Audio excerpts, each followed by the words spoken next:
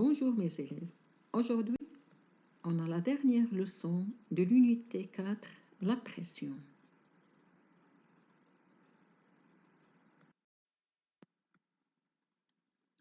Le titre est la pression atmosphérique et le changement du climat.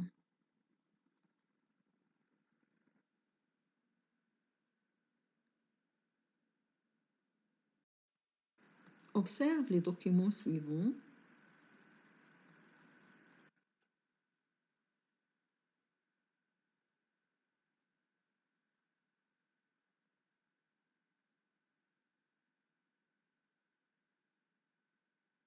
Quel temps fait-il? Il fait beau temps. Il fait mauvais temps. Complète par un mauvais temps, un beau temps, un anticyclone, une dépression.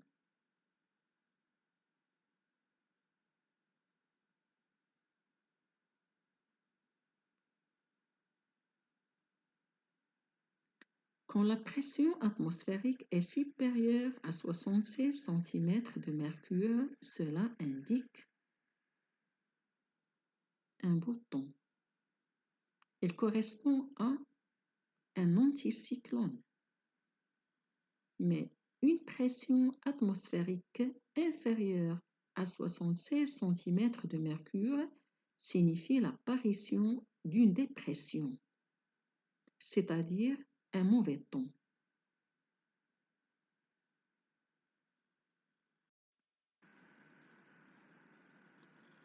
Arrivé au sommet de la montagne, l'alpiniste boit la moitié d'une bouteille d'eau minérale.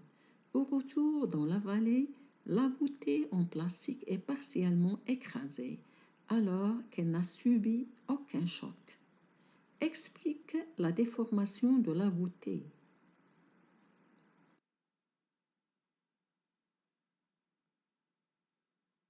La bouteille en plastique se déforme sous l'effet de la pression atmosphérique. Que peux-tu conclure?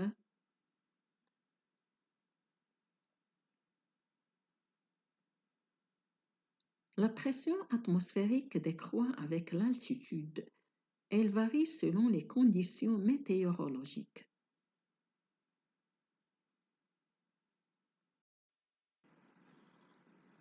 Je déduis. La pression atmosphérique supérieure à 760 mm de mercure indique une tendance anticyclone, c'est-à-dire le beau temps. Une pression atmosphérique inférieure à 760 mm de mercure signifie l'apparition d'une dépression, c'est-à-dire le mauvais temps. La pression atmosphérique décroît avec l'altitude.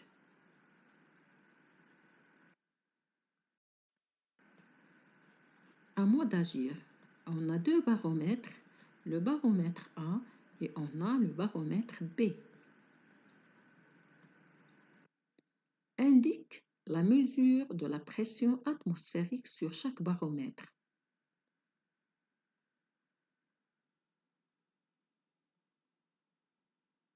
Le baromètre A indique 74 cm de mercure. Le baromètre B indique 78 cm de mercure. Quel baromètre indique le beau temps, le mauvais temps? Et pourquoi?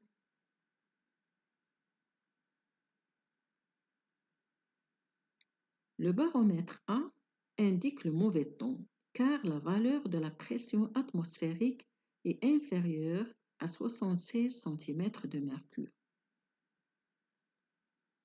Et le baromètre B indique le beau temps, car la valeur de la pression atmosphérique est supérieure à 76 cm de mercure. Convertis chaque valeur de la pression atmosphérique indiquée en millimètres de mercure et en hectopascal. On sait que la pression atmosphérique au niveau de la mer égale à 76 cm égale 760 mm égale 1013 hectopascales. 74 cm de mercure égale combien d'hectopascales?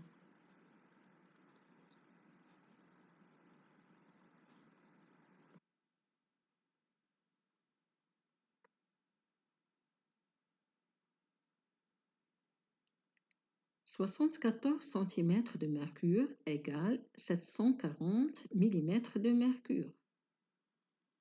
On a 760 mm de mercure égale 1013 hectopascales. 740 mm de mercure égale combien d'hectopascales?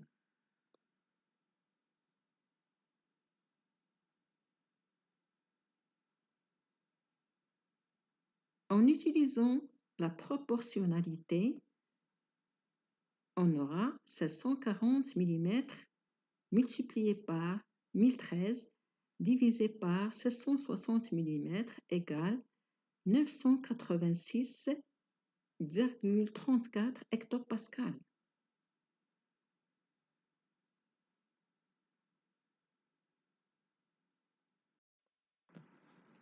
« 78 cm de mercure égale combien de millimètres?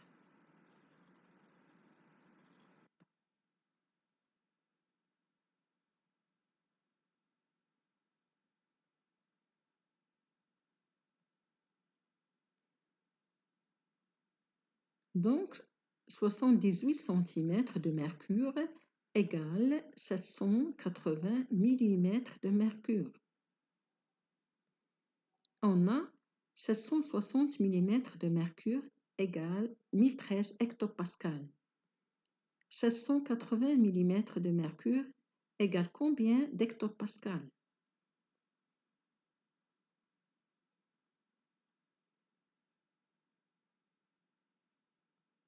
Donc, en utilisant la proportionnalité, on obtient 780 mm multiplié par 1013 hectopascales divisé le tout par 760 mm égale 1039,65 hectopascales. Complète avec haute pression, basse pression, supérieure, inférieure.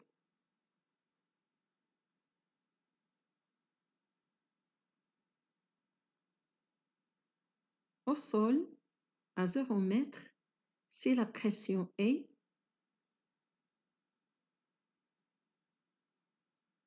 inférieure à 1013 hectopascales, on parle de la basse pression. Si elle est supérieure à 1013 hectopascales, on parle de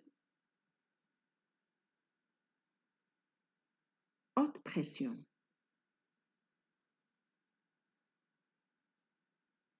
Dans la définition de la pression,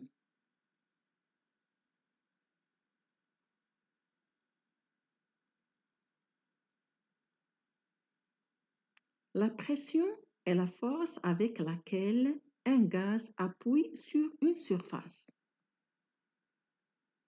Bon courage et merci.